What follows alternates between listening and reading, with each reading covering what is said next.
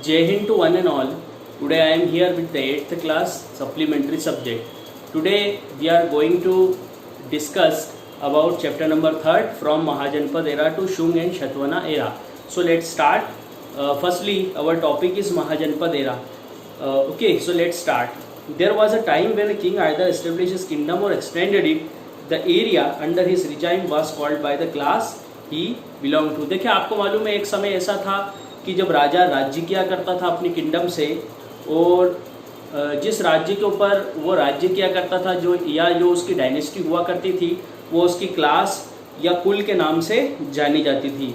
तो महाजनपद एरा के टाइम पे भी ऐसे बहुत सारे जनपद थे और इन जनपदों को मिलाकर ही महाजनपद मिला था। मतलब जब एक जनपद ने दूसरे जनपद को कॉन्क्योर किया और इस तरीके से एक बड़ा जनपद बना लिया तो उसको हम कहने लगे महाजनपद एरा।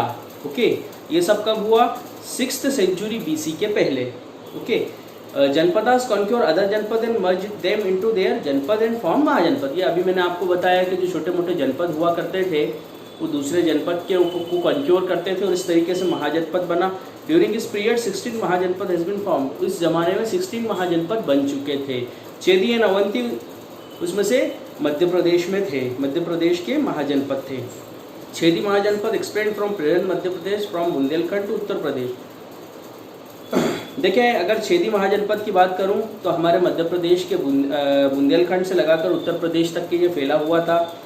सुक्तिमती इसका कैपिटल था। इसका रेफरेंस हमें चेदी किंग की जटक कथाओं में मिलता है। ओके, और महाभारत में भी हमें मिलता है। आगे देखते हैं, Avanti mahajanapada extend through the Malwa region. जो अवंती महाजनपद था वो मालवा रीजन के अंदर फैला हुआ था। It was divided into 2 parts. उसको 2 भागों में बांटा था, नॉर्थ अवंती और साउथ अवंती। और यहाँ का जो कैपिटल था, नॉर्थ अवंती का जो कैपिटल था वो उज्जैन था, और इसके अलावा महिष्मती था जिसको आज हम महेश्वर कहते हैं। ओके, ये सदर्न अवंती का कैपिटल था महिष्मती, जिसको महेश्वर कहा जाता है आज। Vidisha and Eran where it's 2 big city. इसकी 2 बड़ी सिटियों की बात करूँ तो विदिशा और एरन इसकी 2 बड़ी सिटीज़ थी। According to Purana, Mahasena Chandra Pradyota was its ruler. अगर हम पुराणास की बात करें पुराण की, तो यहाँ के जो रूलर थे वो महासेन चंद्र प्रचोटा थे। हु वाज वेरी क्रूअल, बहुत ही ज़्यादा क्रूअल थे, क्रूर थे ये। According to historian, after Chandra Pradyota's death his heirs were not able to retain the control over Avanti Mahajanapada. इनके मरने के बाद में, चंद्र प्रचोता के मरने के बाद में इनके जो हेयर्स थे, इनके जो वंशज थे वो कंट्रोल नहीं कर पाए अवंती महाजनपदा को, और इस तरीके से उनके हाथ में से ये चीज निकल गई। As a result it meet with its downfall हो गया एम्पायर का। Later it was annexed by Shishunag Nag emperor and was merge into Magadh empire. बाद में ये शिशुनाग और नाग एम्परर्स के हाथ में चला गया और उसके बाद में ये मगध एम्पायर में मर्ज्ड हो गया। The coins of Nanda dynasty found near Badwadi prove this after Nandas Mauryans becomes the ruler. देखें हमें नंदा के जो कॉइन हैं वो बड़वानी में मिलते हैं, तो इससे ये मालूम पड़ता है कि ये नंदा रूलर्स यहाँ पर हुआ करते थे और नंदा के बाद में ये मौर्यन डायनेस्टी का हिस्सा बन गया। अब हम बात करेंगे मौर्यन डायनेस्टी की। देखिए जो मौर्यन डायनेस्टी थी, सबसे पहले फर्स्ट टाइम उन्होंने इंडिया के अंदर पॉलिटिकल यूनिटी कायम की। ओके, इन्होंने जो चंद्रगुप्त मौर्य है, या जो चंद्रगुप्त थे, उन्होंने नंदा को डिथ्रोन किया, मतलब अपने थ्रोन पर से हटाया और मौर्यन डायनेस्टी की नींव रखी। Chandragupta was the ruler of very large empire. ये कि बड़ी एम्पायर के रूलर थे Chandragupta. The whole of the north India, पूरा नॉर्थ इंडिया इनके डोमेन के अंदर था। ओके, इसके बाद में इनके जो ग्रैंड सन थे, इनके पोते थे अशोका, वो भी इंडियन हिस्ट्री के एक शाइनिंग स्टार रहे हैं। After his father Bindusara's regime, Ashokas was the ruler of Avanti. देखिए पहले चंद्रगुप्त मौर्य जो है मौर्यन डायनेस्टी के रूलर थे, उसके बाद में बिंदुसर चंद्रगुप्त के बेटे थे, और उसके बाद में अशोका ने रूल करना स्टार्ट किया मौर्यन एम्पायर को। ओके, देखिए उनके टाइम में जो during his father Bindusar regime, Ashoka was the ruler of Avanti Malwa for 11 years. देखिए जब बिंदुसर राजा हुआ करते थे तो अशोका अवंती जो कि मालवा के अंदर है 11 साल तक के उसके रूलर रहे। Ashokas married Devi the daughter of Nagarasena of Vidisha. देखिए अशोका की जो शादी हुई वो देवी के साथ हुई जो नागरसेना जो कि विदिशा का एक डायनेस्टी थी, सॉरी नागर सेना नाम के एक व्यक्ति की डॉटर हुआ करती थी। ओके, ही हैड 2 चाइल्ड, उनके 2 चाइल्ड थे, महेंद्र और संघमित्र। इन दोनों को उन्होंने बुद्धिज़्म को प्रीच करने के लिए श्रीलंका भी पहुंचाया था। देखिए, Mauryan establish the kingdom of Avanti with Ujjain as its capital.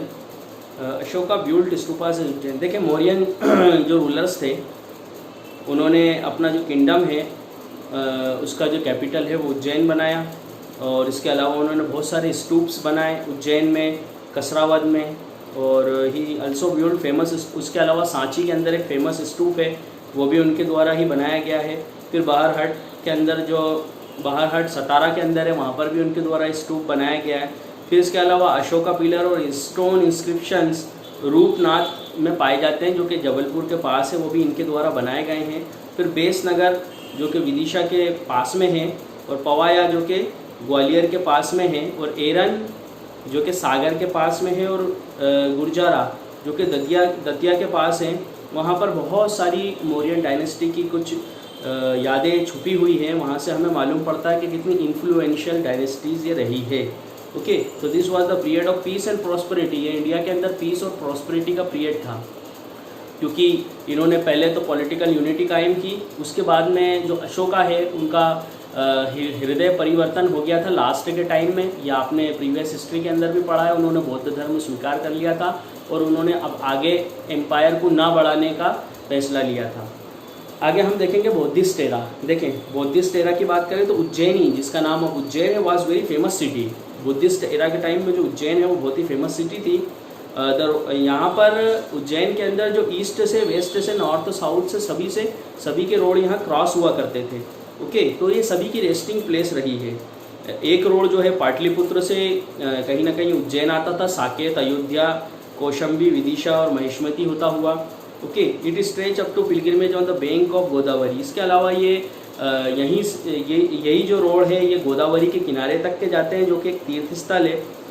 इसके अलावा ये ब्रिंकचा, जिसको आप भड़ूच कहते हैं, भड़ूच तक भी यहीं से रोड होके गुजरता था उज्जैन से, जो कि वेस्ट के अंदर है। भड़ूच गुजरात में, आपको मालूम है।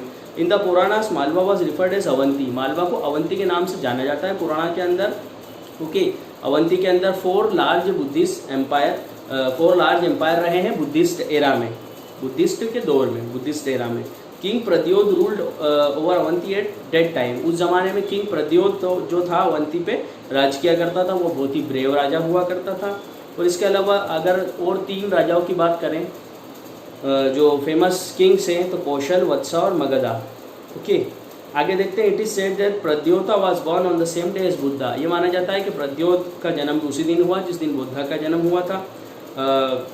जब बौद्धा को ज्ञान की प्राप्ति हुई, जब प्रद्योत अवंती का राजा था। Because of his bravery Pradyot was adorned by the title Mahasen. Pradyot बहुत ही बहादुर राजा था, इसलिए उसको महासेन का टाइटल भी मिला था। इसका जिक्र हमें बुद्धिस्ट लिटरेचर में मिलता है। Vatsa empire was the neighbour of Avanti. Avanti के पास में एक और एम्पायर था जिसको हम वत्सा कहते हैं, और उसका जो राजा था वो भी प्रद्योता की तरह ही ब्रेव था, और उसकी ग्लोरी, उसका जो गौरव है वो भी दूर दूर तक प्रसिद्ध था। ओके, देखिए, एक बार once Pradyot called Udasen to his capital. एक बार प्रद्योत ने उदायन को बुलाया अपने कैपिटल के अंदर। With deceptions made him a prisoners. और इस तरीके से चालाकी से उदायन को उनने क्या बना लिया, अपना बंदी बना लिया। Later Udayan escaped with the help of Pradyota's daughter. बाद में उदायन गायब हो गया, किसकी मदद से? जो प्रद्योतास की डॉटर थी उनकी मदद से ही वहाँ से निकलने में कामयाब हो गया, जिसका नाम था वसावदत्ता। ओके, और बाद में मालूम हुआ कि इन दोनों ने जो है शादी कर ली है। ओके, जो है उदायंस की क्वीन हो गई है Vasavadatta. Okay, Pradyota's dynasty ended after 150 year. 150 साल के बाद में जो प्रद्योता की डायनेस्टी थी वो खत्म हो गई। Avanti was merge into Magadh empire, और अवंती जो है मगध एम्पायर का हिस्सा बन गया। Later Nanda was established in Pataliputra and most of areas of Madhya Pradesh remain under his regime. इसके बाद में जो नंदा डायनेस्टी थी, मध्य प्रदेश का ज़्यादातर हिस्सा उसके कब्जे में रहा। जो founder of Nanda dynasty Mahapadma Nanda has been referred to another Parshuram. देखिए, जो नंदा डायनेस्टी के फाउंडर थे, जिसको हम कहते हैं महापद्मानंदा, उनको कहीं ना कहीं पुराणों के अंदर परशुराम के नाम से भी जाना जाता है। ओके, तो क्यों? क्योंकि इन्होंने क्षत्रिय लोगों का मसेकर किया था। मसेकर मतलब हत्याकांड। तो आज के लिए आपका ये जो चैप्टर नंबर 3 है